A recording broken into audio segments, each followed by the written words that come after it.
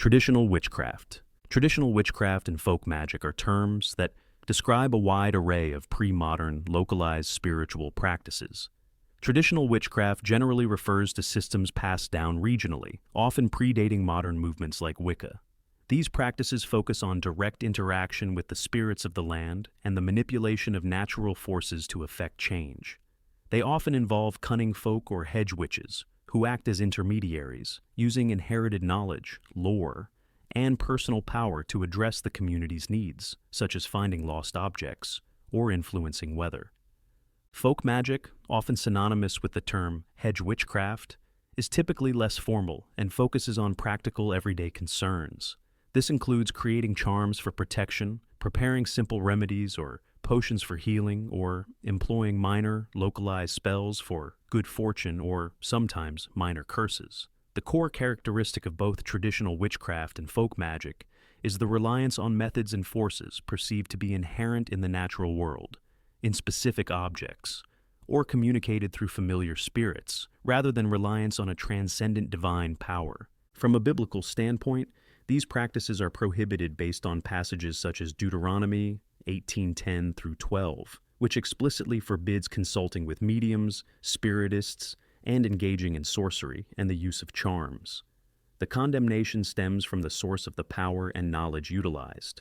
When practitioners of traditional witchcraft or folk magic rely on personal power, the manipulation of elemental forces, inherited lore, or communication with non-divine spirits, spirit manipulation, for their efficacy, they are seeking to influence life circumstances through hidden, non-godly forces.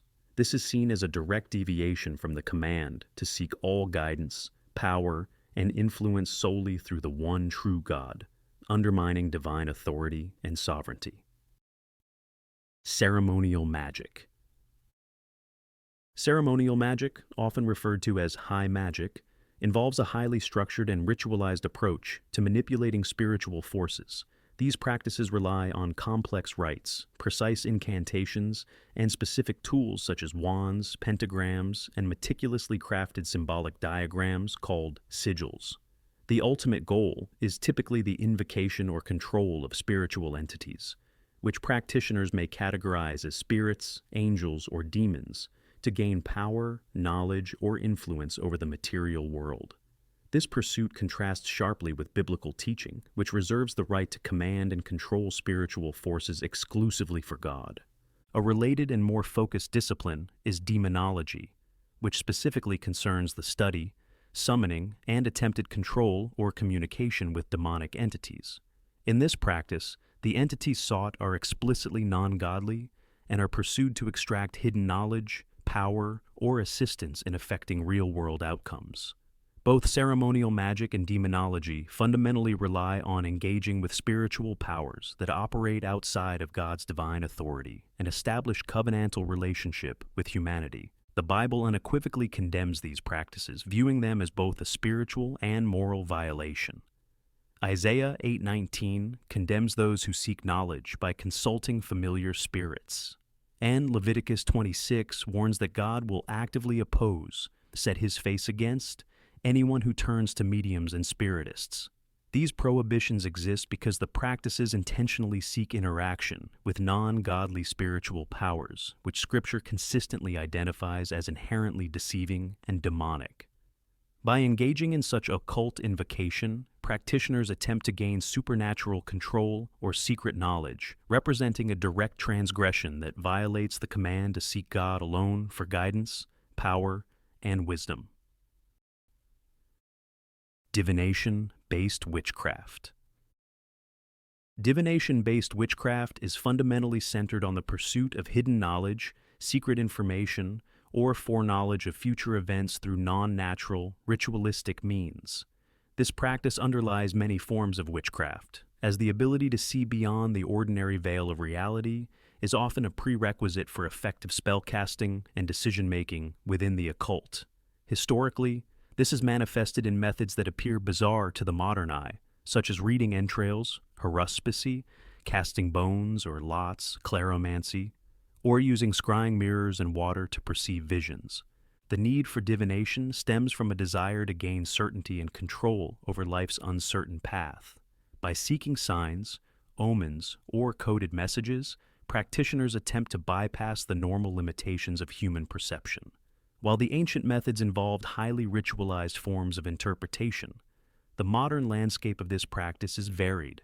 Contemporary forms include the use of tarot cards, pendulums, crystal balls, and consulting professional psychics or mediums, all intended to provide spiritual guidance or hidden insights used for personal direction, or even for the construction of spells. The Bible's stance on divination is clear and explicit. Passages like Leviticus 19:26, "Ye shall not use enchantment nor observe times," and Deuteronomy 18:10, "There shall not be found among you anyone who practices divination," leave no ambiguity regarding the prohibition of this practice. The reason for the prohibition is twofold, focusing on the source of the guidance and the resulting spiritual attitude. Firstly, divination is forbidden because it actively seeks guidance from sources other than God's direct revelation or wisdom. Whether the information is believed to come from the inherent power of the tools, superstitious methods, or from the whispers of deceiving spirits, the authority is external to the divine covenant. Secondly, by prioritizing these alternative methods, the practice fundamentally demonstrates a profound lack of trust in God's sovereignty and timing. Instead of faithfully trusting that God will reveal what is necessary when it is necessary, divination attempts to force access to the future, thus usurping God's exclusive position as the revealer of hidden things. Kitchen witchcraft. Herbal witchcraft and kitchen witchcraft represent forms of folk magic that center their practice on the manipulation of common, everyday objects, primarily drawing upon the natural world. Herbal witchcraft specifically involves the use of herbs, roots, and plants not merely for their known natural healing or culinary properties, but for their perceived magical properties. These properties are then intentionally activated to achieve specific practical ends, such as creating amulets for protection, sachets for money drawing, or brewing infusions for love spells. Similarly, kitchen witchcraft infuses magical intent into the most mundane domestic tasks. This practice elevates acts like cooking, cleaning, and gardening into magical rituals by consciously using common household ingredients, spices, salts, oils, and tools with focused magical intent. The goal is to influence the household's environment, prosperity, or the well-being of its inhabitants. Both practices are characterized by a deep connection to nature and domesticity, yet they share the fundamental characteristic of attributing supernatural efficacy to created, non-sentient objects. From a biblical standpoint, the issue is not the appreciation of nature or the use of natural remedies, which are God-given. The condemnation arises when the practice crosses the line into idolatry. The practice becomes forbidden when it attributes supernatural power or influence to created objects, whether they are herbs, spices, or household items, rather than reserving that ultimate power for the Creator alone.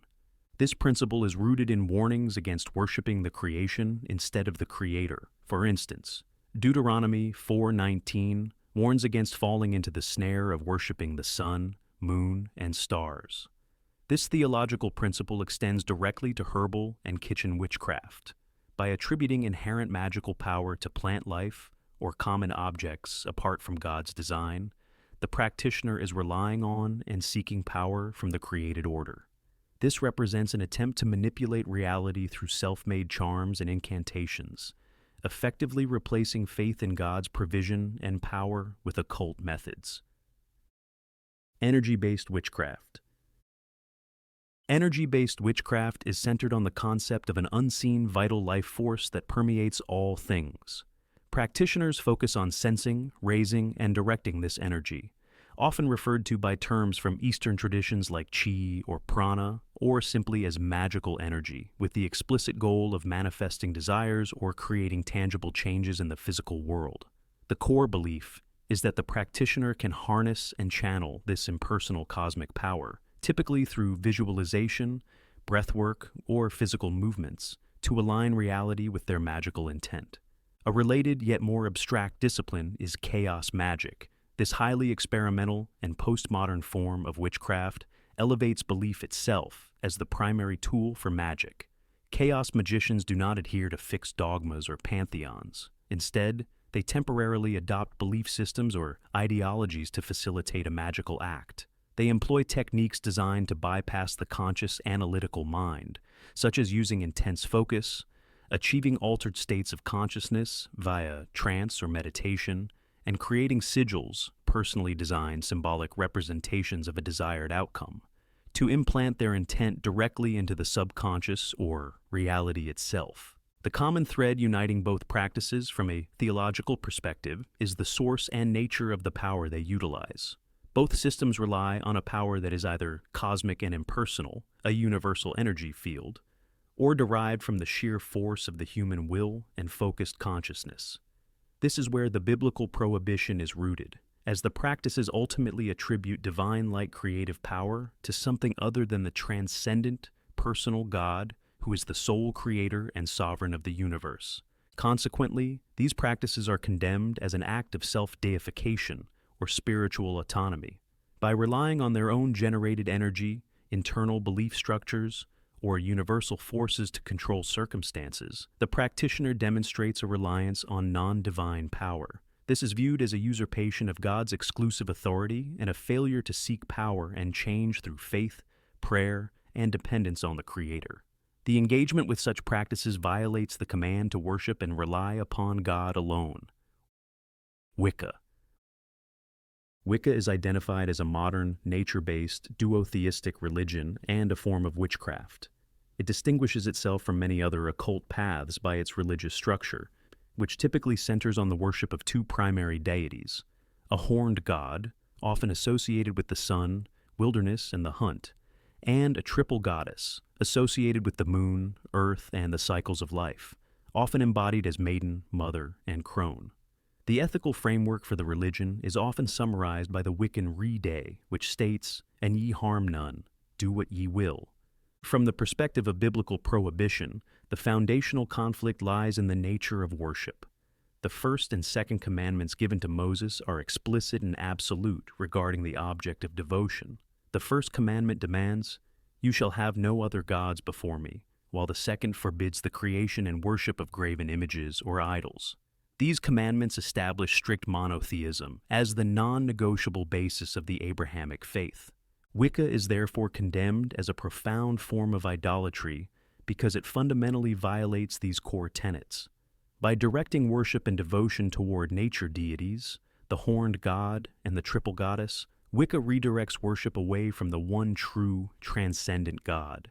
This shift of allegiance to nature deities, which the Bible regards as false gods or powerless substitutes, constitutes a transgression of the most serious nature, thus violating the very foundation of biblical faith and incurring the spiritual consequences warned against in Scripture. Shadow witchcraft.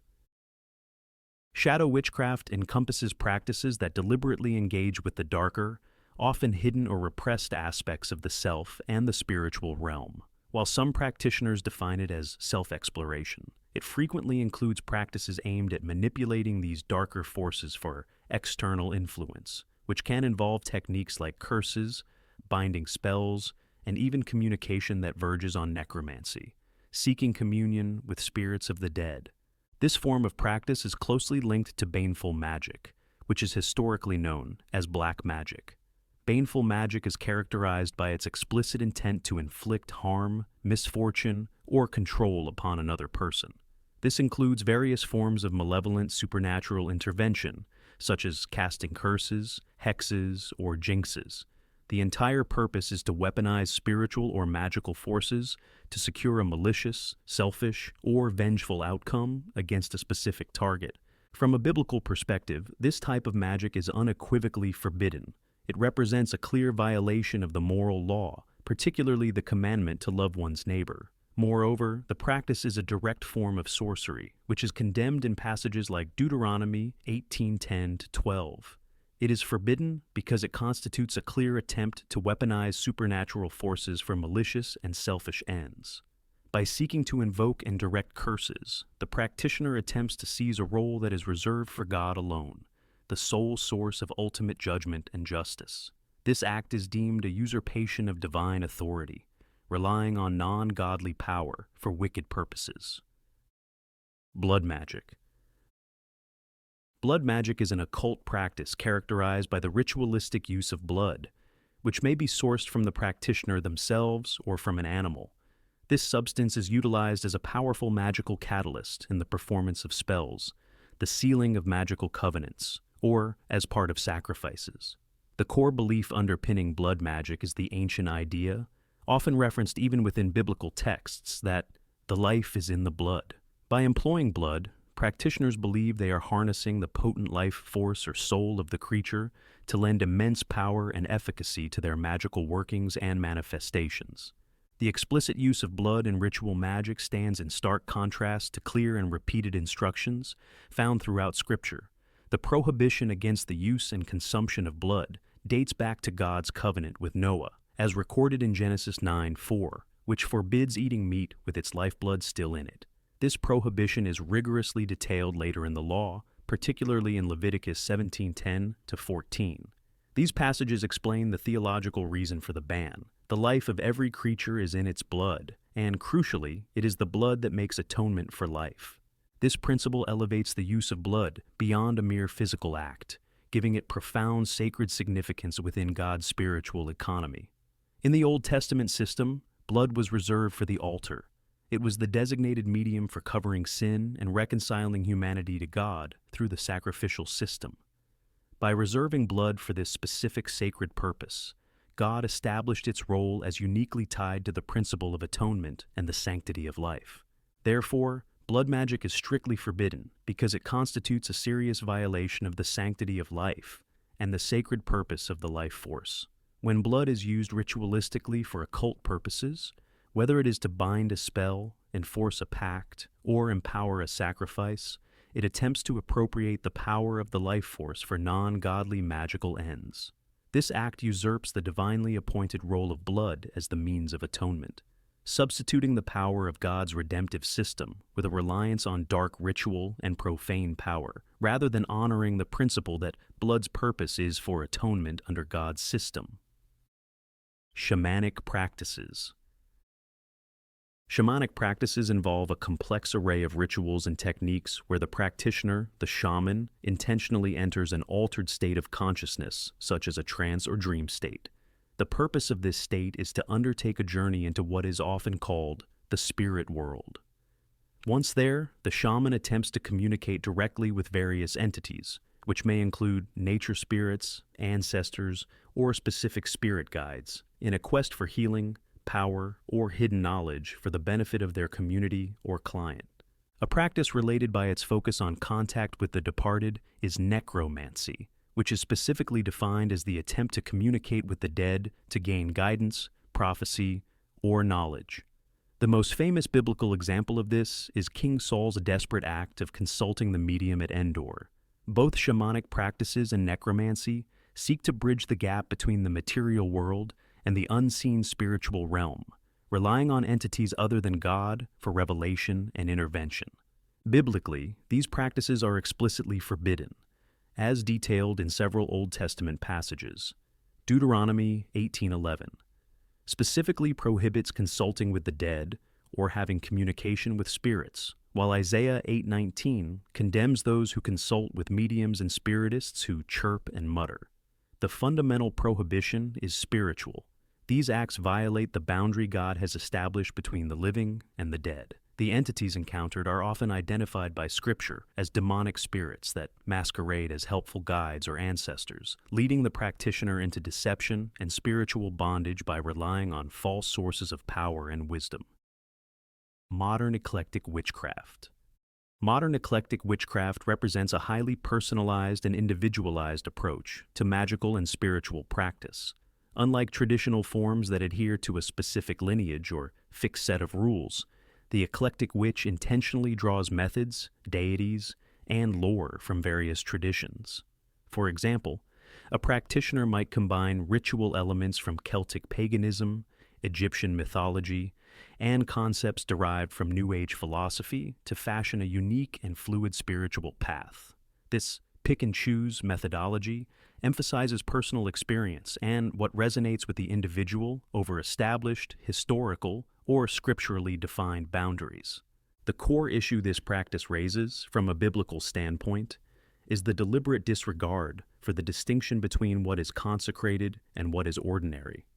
This conflict is encapsulated in the command to maintain clear boundaries between the holy and the common or sacred and profane. The Old Testament law placed immense emphasis on this separation. Leviticus 10:10-11 specifically commanded the priests to distinguish between the holy and the common, and between the unclean and the clean, and to teach these distinctions to the Israelites. The concept of holiness, or kodesh, in Scripture means to be set apart for God's use, reserved and pure. The common or profane, chol, is what is ordinary and available for general use. Eclectic witchcraft is condemned because it actively and deliberately blurs the lines between different spiritual realms.